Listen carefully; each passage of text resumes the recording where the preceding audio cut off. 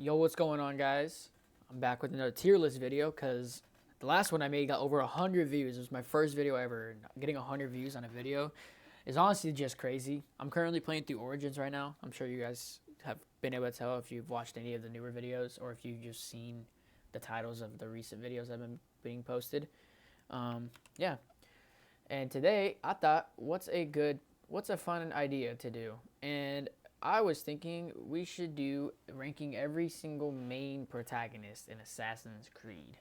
Because apart from the game itself, the character has to be a good character. Like, the character sucks, the game's automatically going to be brought down a lot unless it gets carried by other things. But yeah, so, you know, let's get into it. I don't want to waste your guys' time, so let's get on into it.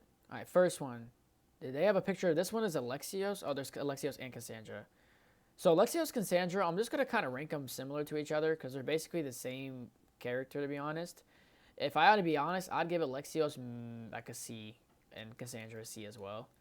The main issue I had is they were just very they were kind of stale. Like Cassandra would try to make jokes and it obviously it's not the character's fault. It's just bad writing, but it ruins the character. She had really no good depth. She had good character depth for a little bit. It just wasn't really too interesting. It was basically just a revenge story. She wasn't like charismatic like Ezio. She wasn't charming like Edward. Like she just wasn't really just not overall an interesting character. Very for like I just feel like you just like can't really remember the character that well. You know what I mean? So overall, I would have to give Cassandra and Alexios probably a C tier, and then Alexios as well. Basically the same thing. The only differences are voice acting and I guess face expressions. But to me, they're basically in the exact same tier. I really don't see anything special for them. This one doesn't have Eivor in it. This one must have been made a while ago. Temple S4 was last modified on 2019. Okay, that was a while ago. So if you guys are wondering where I'd put Eivor, by the way, because I know he's not on here, or Naoe and Yasuke, if I'm going to be so 100% honest, all three of them are in the D tier. The main reasons why those three would be in the D tier, first off, Eivor, I generally think was like a side character. Like, I just had no connection to Eivor. I never cared for him. I cared more for Basim and Sigurd. I did not care for Eivor. Like, he just had no character development, no depth behind him. He was basically just Sigurd's lapdog. Like, he would just do whatever he gets told to do. He's like a robot. And then Naoe, the story for Assassin's Creed Shadows started off really good, and then it got really stale really fast. Like it was really good in the very beginning with like her father dying and all that, but just like the ending of Naoe's story and stuff, I just didn't really feel connected to her at all. She didn't have anything that made her stand out. She was just like a basic person, if that almost makes sense. Like she had no, like her personality was just kind of dry, like nothing really like to stand out. It was just kind of there. And then Yasuke, basically the same thing. He had better character development. Actually, I would put Yasuke probably in the C tier. He had better character development than Naoe did overall. Like he was just overall better character. He had a little bit better of a backstory as well, and he was at least a little bit more like he was a lot sweeter, like a lot nicer of a person. Like he was very, very, very gentle and like soft touching. But those are the main reasons I wouldn't put those characters any higher. All right, and then here we'll go in like order of the actual things. So I did Valhalla. Oh, Basim's not on here either. Basim, I'd probably give a B tier. I like Basim's backstory a lot more from becoming a street thief to be actually becoming a true assassin.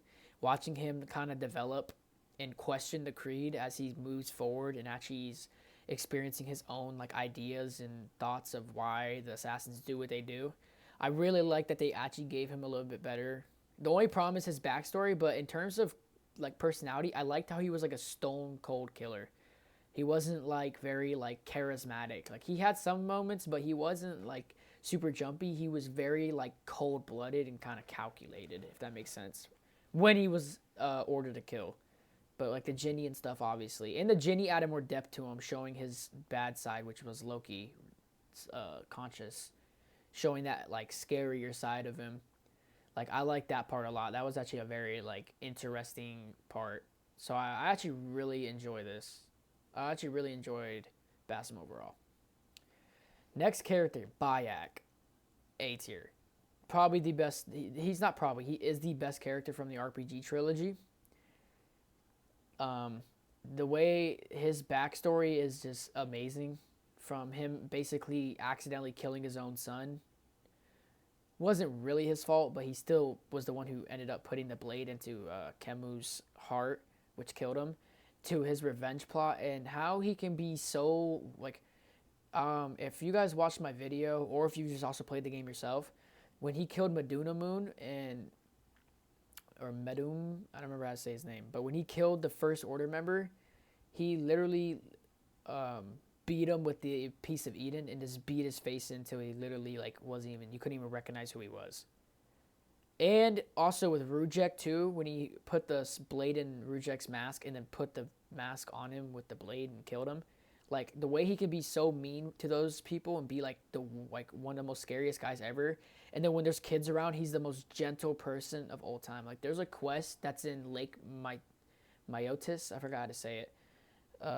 There's a lake, and basically there's like a quest line to where he's helping playing hide and seek with these kids, and he's just being like playful and super gentle and just like crazy. And just to watch him basically leave everything he had in the past and became a new person and became a hidden one or an assassin and actually helped people and forgot about his past life, just showed how much he developed and realized that revenge isn't going to bring him anywhere and that he needs to have a purpose in life rather than just taking out revenge on the people who killed his son. So overall, like Basim's story was just solid, and he's just also a good, interesting character with a good voice actor too. He's actually like wasn't like really annoying. And before before Origins was Syndicate. Now Jacob, D tier as well. I can't stand him. It actually used to be the opposite, but I used to like Eevee more than Jacob more than Eevee, but it's actually flip flop now. Jacob, he just kind of messed everything up. If I'm gonna be honest, I replayed Syndicate not super long ago, and like I really paid attention to the story this time, like truly like watched what was happening, and the more I realized it, like Jacob really just kind of was a really like not a good assassin at all. He was a good fighter, but like in terms of other things he just wasn't good at. Like he literally got tricked and helped out the Templars. He got tricked by Pearl Attaway and literally helped the Templars. He also destroys a bunch of places that Eevee has to go and fix because of him. He helps Maxwell's Wrath, who's also a Templar. And he's also just like not funny, and he tries to make these comedy jokes a lot, and it's just like never a good joke, and it's always just at the worst time ever. And now for his sister, Eevee. She's a B tier. I would say she's pretty good. She's more of what you would think of an assassin. She like knows when to be like lighthearted and nice, or when to be a little bit more cold, stone cold. She's a lot more disciplined, and she focused on actually getting the pieces of Eden to make sure the Templars going to get it. She focused on what assassins should be focusing on, not building gangs like Jacob, building gangs and stuff over London, which did help, but like it's just not something you should really do as an assassin. It makes you not hide in plain sight because like everyone knows who the gang leader is. You know what I mean? But Eevee, on the other hand, is a really good stealth tactician. She's really good with using her brain and actually like figuring out strategies on how to work things out and how to fix things that Jacob messes up. So overall, and Eevee's voice character also wasn't annoying. Jacob's voice actor, I don't know who he is, but no offense, his voice is a little bit annoying. But it might just because of what he had to say, because the writing dialogue was really bad. All right, next character. Oh boy. I have a lot of feelings that a lot of people are going to very much dislike me for this one. Like I would put Arno in a D tier. Maybe I would maybe put him in the C tier at most. I'll see about that. I'm like in the cusp between these two. But Arno, the problem with him was he didn't care for the Creed. I guess this isn't like the morale, but he's like it's like a Ubisoft tried to make another Ezio in a way. Like he kind of even looks like Ezio if you look at these pictures. He looks a lot similar to Ezio. like with trying to be charming and like handsome all the time when he's not being an assassin, and then being cold-blooded. But a lot of the times, like, I just never got connected to him. I've always kind of found him annoying, and he was a crybaby. And some of the things he did was just too much. Like when he brought Elise to the assassin hideout, that was just too much. Like I agreed with Belek when he freaked out on why the hell she was there, because she's Lydia Templar, even if they're childhood friends. Like that doesn't change the fact that she's still a Templar. And overall, I feel like his personality was just dull. I felt like he was like the Timu version of Ezio. Like he was just not a good character overall. I did not like him personally, but I can understand why some people do like him, if that makes sense. I can understand it. I don't. Next one. Oh boy. A lot of people are also probably going to hate me for this, because they're going to be like, how'd you put Arno in C tier and put Shay in the A tier? Listen, this was probably the hottest take of the whole entire video, is Shay being in the A tier. But let me give my reasoning. And of course, obviously, if you disagree, there's no issue with that. This is just all my personal ranking. And if you do disagree, please comment down. I'm curious to hear your thoughts. I want to know like what you guys agree and disagree on. But anyways, getting sidetracked here. I put Shay in the A tier because I just love his character for how he was. A lot of people say he's really forgettable. I don't think Shay as a character is forgettable. I think it's just Rogue's not as memorable because it's a lot smaller of a game. It's only 6 sequences long in the story, which is literally half of a regular Ubisoft game. Most Ubisoft games had about 12 sequences. Like Syndicate had 12, Unity had 12, Rogue only had 6. So it was only basically half a game. And it was just a repace of Black Flag. But in terms of character, I think Shay truly developed and truly became so much better and wiser. I think the main thing that helped him was when he had to kill his old assassin buddies, was when you could really see like the change in him, from going from being late to practice or like training at Achilles Davenport homestead, from being late to the training and not really caring and getting basically bashed by his assassin buddies, to destroying Lisbon, killing over like 20,000 people, I think it was, in real life. So like we had to guess about the same amount of people in the game as well. To realizing the assassins were doing wrong, and the fact that he stood up against the assassins for what he believed in and didn't want them to destroy any more sites, so he was willing to betray them if it means that he gets to save more people's lives and not have the assassins destroy him. I had so much respect for him for truly standing up for what he believed was right. That's why I like him so much. And I know it sounds funny, but I really like his voice actor. I really do. I don't know why. I just like it. It just has I don't know, his tone's really good. And just like all the development of him was just really, really good overall, honestly. Like, I think he did really well for being like a not main character, and not being a main character and actually having to try to develop for how small of a game he had. I think if he had a full game, he would be a lot more favorited by the people. I think a lot of people probably put him in the C tier. Me personally, I'm putting him in the A tier. So that's just my personal opinion. But if you guys disagree, that's totally fine. The game after. Boy, oh boy. If you watched my first ranking tier list video, you probably know where he's going. S tier. S tier, S tier, S tier, S tier, S tier. Now you can argue Ezio had a better character development, but I personally think Edward had the best character development in a single game overall. From literally being an arrogant pirate who didn't care about anyone. He really didn't. He didn't care about anyone. He just cared about the money and the wealth that he can get. He literally killed a bunch of assassins for Templars just because he felt like it, because they were going to pay him money for it each time he completes his quest. He killed a guy, not intentionally, but he killed Duncan Walpole, who was a traitor, and basically completely acted like him just so he can go get money.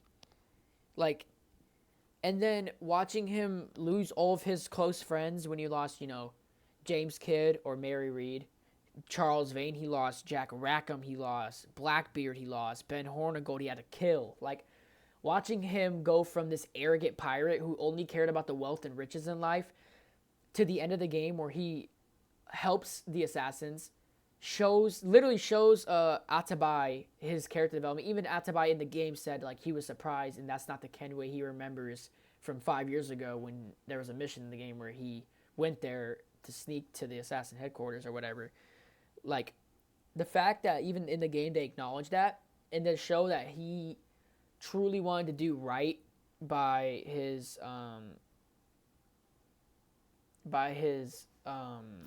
but the fact that he quite literally showed that he wants to do right by the people he lost and he doesn't care about the money and the riches anymore, and then went on to go to the Brotherhood in England and became the mentor there and helped basically build up the Brotherhood in London. Like overall, I think Edward is my favorite character. In my personal opinion, I think he's the best character ever the Assassin's Creed has made. The voice actor, amazing, and on top of that, like just the charisma. Like he was, in my personal opinion, better than Ezio when it came to like charismatic and charmingness. My personal opinion. This is all my personal opinion. But overall, I'd give Edward a very, very high S tier. Top of the chain. Number one for me. Next one was Connor. Connor is, I think, right above Evie in the B tier.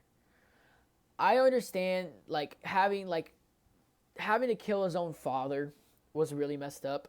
His village got burnt by George Washington, the same guy who he helped defeat the Redcoats, and then found out by his own dad that Washington was the one who ordered to burn down his village. Had to basically learn how to survive on his own as a teenager.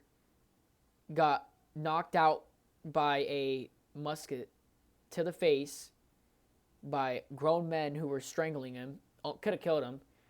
And it's just the fact that he got to live, or that he had to go through so much trauma and pain and still was like able to do right and didn't have he had all the reasons to be a bad guy. Like he had every reason to kill anyone he felt like killing, just being a bad person. He helped.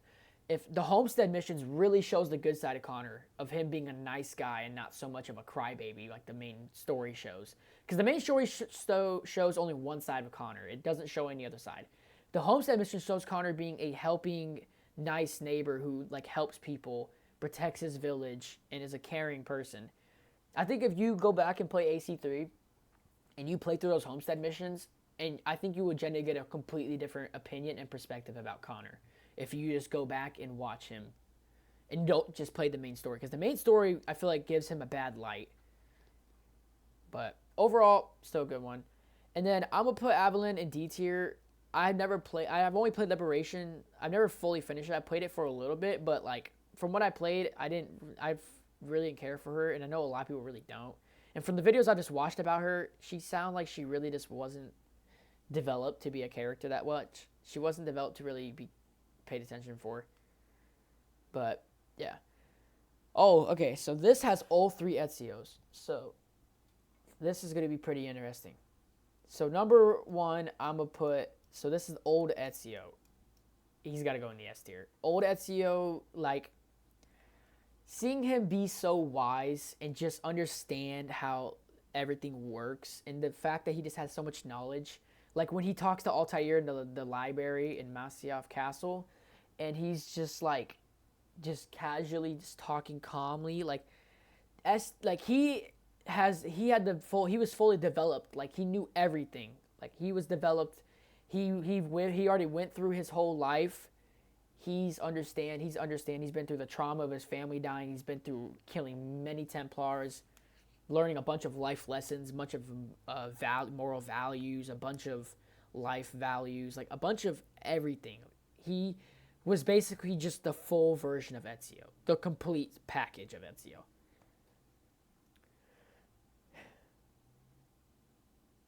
And then the next character is also Ezio, which is the Brotherhood one, which I would give the top of A tier, right under S tier. And also, if you guys want me to as well, like I know a lot of these characters. I know I'm not going into super much depth about like the bad stuff they did in the game because I'm trying not to spoil it too much because I don't want to. I kind of want to keep it spoiler free.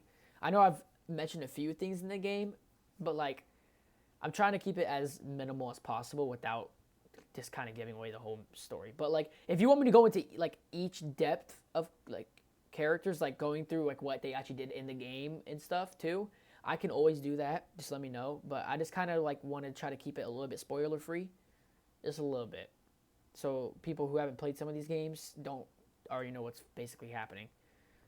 But this is Brotherhood Ezio. Brotherhood Ezio was the like pinnacle of being very, very smart with his brotherhood. He was very, very smart, strategic, and overall, he was a great character. You know what? Actually, I'd probably put him at the back of A tier or S tier, right behind old Ezio and Edward.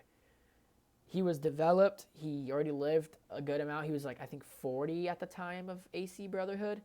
He understood how the world worked. He figured out smarter ways to kill Templars and not be so like bloodthirsty and brash rather than young Ezio, who would sometimes make silly mistakes because he just wanted to kill the people who killed his family.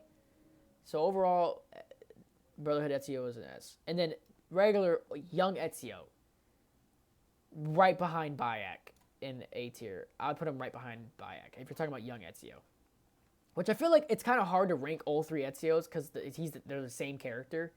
So if realistically, overall, he would be an S tier character if it was just like the final version of Ezio. But I get it. There is 3 games of him, so there's 3 different parts of his life. The reason I put him A tier for young Ezio is he's not really developed as a character. He's still a teenager in his early 20s. Like he develops obviously at the end of Assassin's Creed 2, but he didn't really. Like, before he was an assassin, he was just like a street. Like, he would just beat up people, or he would beat up the other family. I forgot. They were part of the Templars as well. Like, he overall, he wasn't bad, but he was very, he didn't think. He was like more of a do first, think later kind of guy, to where he just kind of would, basically, he just did things without thinking of the consequences that could come with that. You know what I mean? So, overall, young Ezio's about an A tier. He's still a good character. Watching him develop in AC2 was great because it was amazing to watch his development. Probably the most significant development, maybe you can argue from Brotherhood to Revelations, but I think the most significant was probably this one. But yeah. And then, one of the greats, Altair. I would put Altair right behind old Ezio. Or like S tier Ezio, basically. The best Ezio, or the best version of Ezio, I'd put Altair right behind him. From watching him literally break all 3 tenets of the Creed, he assassinated a civilian just cuz. From watching him literally break all the tenets of the Creed to almost getting killed by Al-Mualim, to almost getting kicked out of the order, to having to go back down to an apprentice, to watching him develop into a older and wiser person. Because at the very beginning, he was arrogant. He think he was above the Creed. He was more selfish. He didn't think he thought he was the best assassin, that he could do everything they wanted him to do, and that he was the only one that could do stuff. So he went and killed 9 targets for Al-Mualim. He had to kill Al-Mualim for his mentor. And then he loses the Brotherhood to, I forgot the guy's name, the other mentor. They were like friends when they were younger, but he lost the Brotherhood. He had to leave Masyaf, came back in his late 80s, almost 90s. I think he actually was in his 90s. Never mind, he was like 92, 91. Came back in his 90s, had one of his sons and his some of his old followers help storm and take back over Masyaf, and peacefully died in the Masyaf library with the Apple of Eden, and truly living through his whole life and understanding what it means to be an assassin. Like, when you think of an assassin, you think of Altair, because he's basically everything an assassin would be in one. And watching him be basically like not an assassin at first to truly showing why he's an assassin was just really impressive and honestly amazing.